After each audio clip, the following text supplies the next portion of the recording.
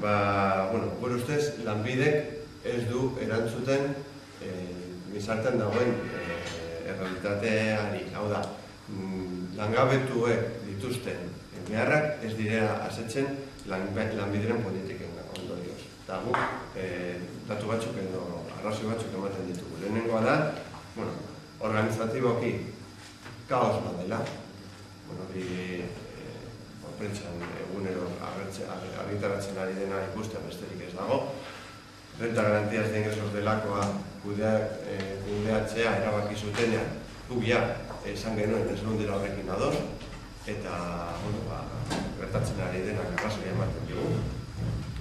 Bigarren arrazoia da, formakuntza politiken ondorioz kalitatea ez dago etzen, hori garbi dago, baina bai mantentzen dela aurretik zegoen sistema, hau da, Komisiones UGT eta Confebaske beraiei dirua ematea erabakitzen dutela.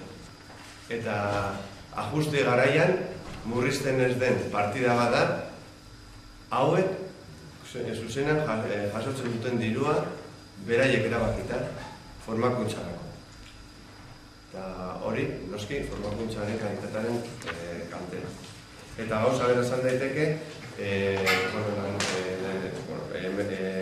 lan munduan bitartekaritzaren inguruan, hor ere planteatzen delako, edo lehenesten delako, ente batzuen negozioak finantzatzea azkenean langabetuen kalterako ere.